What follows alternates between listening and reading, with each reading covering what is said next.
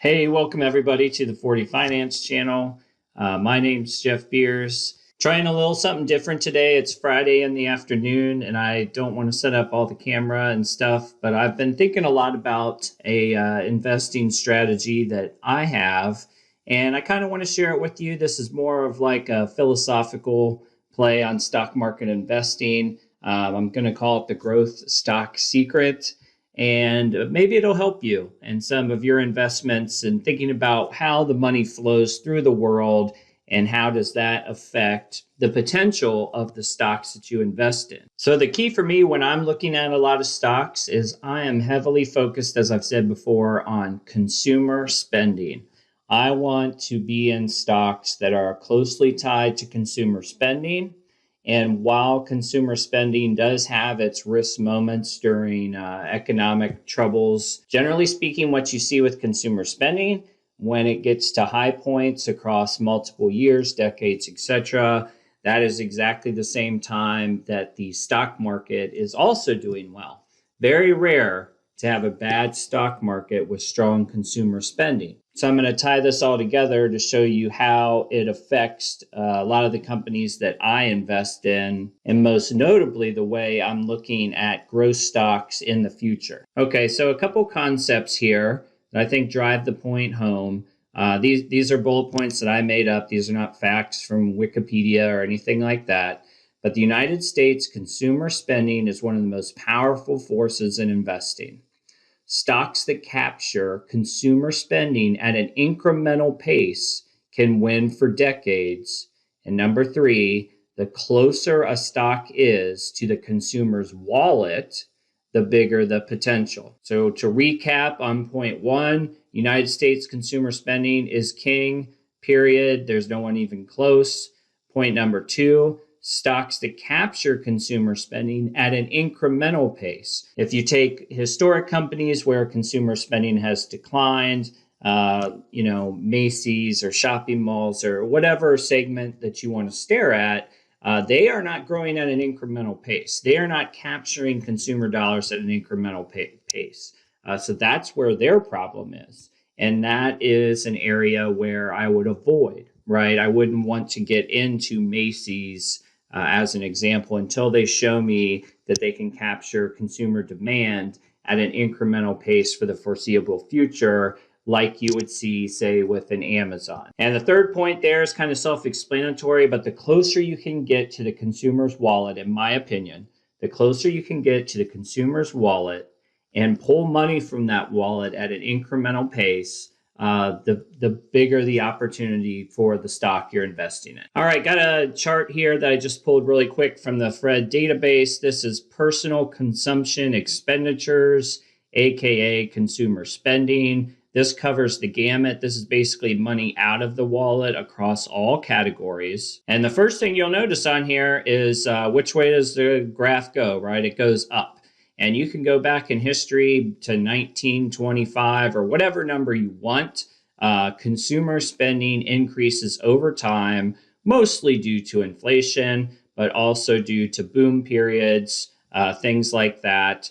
And you can see that even in 2008, when we had the housing crisis, consumer spending kept going up. As a matter of fact, until you get up to this pandemic level, that was the first time you've seen a dip really in a very long time. If this chart went back 20, 30 years, I still think the pandemic would be the biggest dip.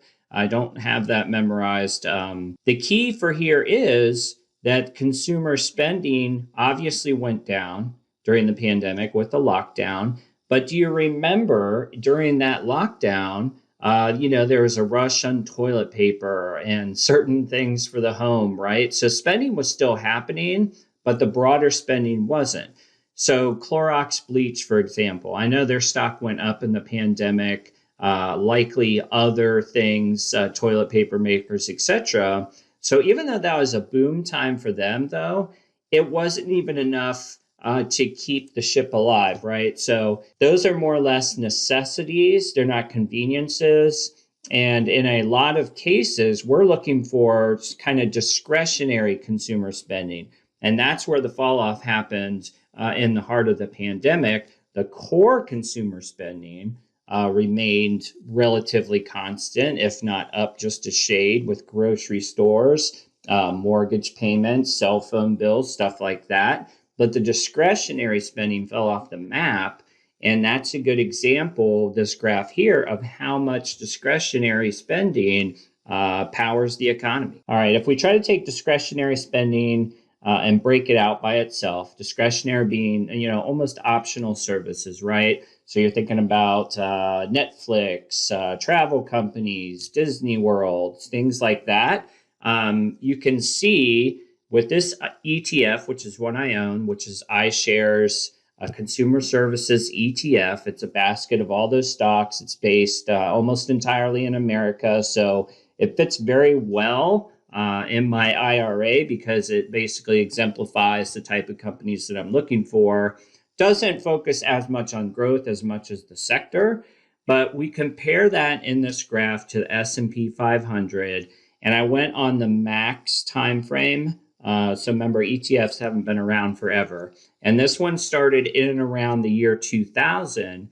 And you can see versus the S&P 500 that this discretionary spending has beat the S&P fairly handily. It looks like 335% to 139%. So 3 times what the S&P 500 did just by focusing on consumer discretionary and not digging necessarily into certain stocks, just focusing on the consumer's wallet along the way. Okay, so on this slide, this is a thinking exercise, and you can cast it away if you want to, but I want you to think about things that are close to the consumer wallet today, and then we'll go further from there. But in the green bar, companies that are close to the wallet with wide demographics, meaning they appeal to a lot of people, and incremental growth. So for today, in my opinion, that would be things like Amazon, Netflix, Apple, Visa, Starbucks.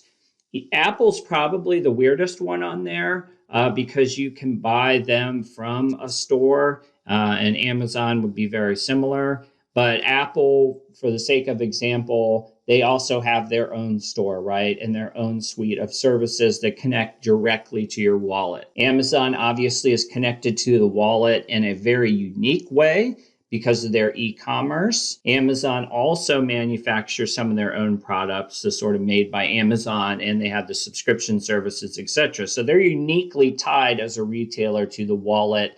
That's something you don't see with like a Kroger or say a Target. And Visa's one where there is no product, right? But they're banking on the volume of transactions. And we can feel pretty bullish about the volume of transactions when we go back to those graphs and we see how consumer spending has went. So as long as Visa continues to integrate in new ways that make them embedded in the wallet, then they just get a piece of transactions. And knowing what we know about consumer spending, it is only going to go up from here. And Visa plays on percentages. Now, in the blue line, let's think about companies that are further from the wallet. They have tighter demographics, but they still have the incremental growth, right? So P&G, it's not a huge growth stock, but it's probably like 7 to 10% a year. JP Morgan out of the bank segment, they're growing better than most of the average banks. Salesforce, outstanding growth, but very few people whip out their credit card and purchase Salesforce at their house, right? It's a service that's tied mostly to work. Shopify, same thing. Very unlikely that the average Joe would need a Shopify subscription. Although they may run into Shopify in some of their daily travels on the internet, they're probably not going to have their own subscription because they don't need the service unless they're selling something. And then Zoom. So Zoom's probably a 50-50. You're most likely going to get that service either for free as an individual or somewhere through work.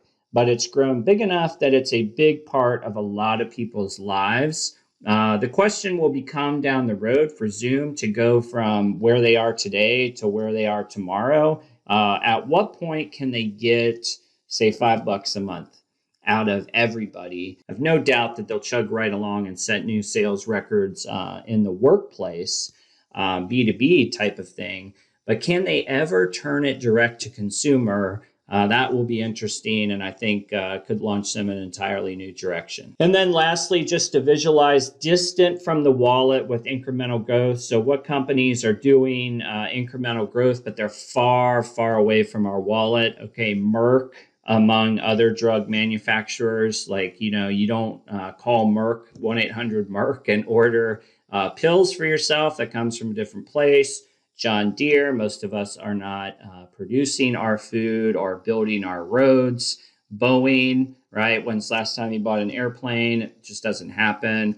Raytheon, consumer defense, relatively strong growth from that company. I haven't bought anything from them ever in my life, and I doubt neither have you. And then CSX is the railroads, which sort of found new life in the 2000s, and travel by rail is mostly an industrial thing, though. So it's very unlikely you will contribute to the growth of CSX and your normal consumer behavior. Okay, so to be fair and think ahead, we're going to try to think of some new close to the wallet plays. But frankly, Amazon, Netflix, Apple, Visa, Starbucks, that's not a bad start if you kept your investments close to them. Now, there's a million of examples like those. There's McDonald's, there's PayPal's, there's Samsung's. Whatever you choose, just know that you're looking for wide demographics. Can the company serve a lot of people based on an interest level? Can they do double-digit growth every year for the next 5 years? And are they close to the consumer's wallet? All right, so on this slide, I kind of labeled a few that this is off the top of my head. Again, just Friday afternoon, goofing around. I could see close to the wallet being rideshare. Not right now, because the world's afraid to do anything with the health concern. But, whether it's Lyft or Uber or somebody else comes around and eventually does it right and gets their balance sheet together, rideshare is certainly in that game. Sports gambling, you guys know I bought into DraftKings stock. I think in the future, sports gambling, it's not as wide of a demographic as I probably like it to be, but it'll be connected to your phone and thus connected directly to your wallet. E-com and social media. Does anyone beat Amazon in the long run? I don't know, but let's try to pay attention to the industry and social media and see who can get us to click on our phone the most in a day and somehow tie those clicks to our wallet, at least from the concept of it's available to spend, right? So if Facebook comes up with some superstore that we can't imagine right here yet today, how easy is it to get through that game? And are we intrigued to keep doing it? Because they probably are the closest ones that could pull something like that off. Google would obviously be right behind them. And then lastly, digital money. You guys know that I like Visa, PayPal. Those are my plays, but there's a gajillion of them. There's Bitcoins, there's online lenders, there's rewards programs. It doesn't matter. It doesn't have to be Visa and PayPal for you to make money. You just have to think about the wide demographic, who can get in there. And we've seen some of that with the demographic getting wider through the pandemic with Venmo by PayPal, and Square has Cash App. They just opened up an entire new demographic for like a digital wallet play. And that's why, for me, I pick PayPal. Some other people are big on Square, and that's okay too. Both of those companies, though, have really opened the demographic to new things. So watch them very closely. All right, so who gets further from the wallet? And I would argue gets further from the opportunity. Tesla, not because it's a bad company or doesn't have a promising future, but you don't buy a car every day, right? Now, maybe the people who do buy a Tesla and eventually Tesla connects with their brain or their wallet or whatever it is, then the profit per customer might go up to a spot that makes it very intriguing. But for right now, I lump Tesla in the kind of thing that it's just not going to impact a wide enough demographic to turn into like a Netflix, for example. Health innovation. So I've seen a lot of these start to come out, and they're very interesting. I wish I could think of the names off my head, but apps and regimens tied to your phone that monitor your health. We know that the Apple Watch does certain things with heart rate and oxygen level or whatever they're doing. There was one that actually helps cure diabetes symptoms by giving you a regimen. That's going to be an interesting world. It's not quite close enough to the wallet, but I like the demographics of something like that. So keep an eye on self-health innovation. And then lastly, in a broader world, consumer services, right? So anything that you can lump a consumer into and get them locked onto a recurring rate. Think of Netflix-esque type things, but it doesn't have to do with anything with the TV, right? Like if Google has started to get into the home a lot, right? Can they change somehow, some way into providing a bundle package of energy, Wi-Fi, and an alarm system? I don't know, but just know that consumer services, there's always going to be an opportunity. And if it's a recurring opportunity, much like you would see with like Adobe, right? That's running Salesforce too. They're running on subscriptions, incremental subscription wins. If you could get that going on a consumer level beyond just entertainment, then there's a huge win to be had there. All right. And then lastly, I would say some of the exciting stuff that's happening on the world that I'm not super bullish about, only because they're so distant from the consumer wallet. And that would just be solar/renewable energy. I may pick up a solar stock over the next year or two, but my expectation for it will not be anywhere close to what I would expect like the next Netflix or Amazon to do. It's just too far away from the wallet, and it'll likely have to run through regulation to actually become anything big. Robotics, huge. I mean, particularly on mass production, Tesla type manufacturing plants, it's huge. Do I need a robot arm in my home today? Probably not. And would I pay the extraordinary expense to get one? Definitely not. And does it appeal to a wide demographic? No, it does not. And does it tie directly to a wallet? No. Robotics does not tie directly to my wallet. And then lastly, we're coming up on a cusp of a new world of space innovation. I think we've seen it with, Branson and his company. You also have Elon looking a lot into space, recently talking about some sort of free Wi-Fi satellite system. All that stuff's great. And I think that there's going to be incrementally more opportunities in that world. Just for me personally, it's unproven and it's not close enough to the wallet, right? So if Elon throws up satellites to give you free Wi-Fi, I'm not complaining. If that becomes real, the stock market opportunity, though, is to do that in a way that, the larger majority of Americans would buy a service from that. So maybe it'll happen, maybe it won't, but those are things that are a little too far-fetched for me to invest in today. All right, guys, bottom line here for me and almost everything I do, I'm trying to invest as close as I can to the consumer wallet in smart ways where a company has incremental growth every year. We need double-digit growth across multiple years for me to really get excited about what a company can do as a stock market investment.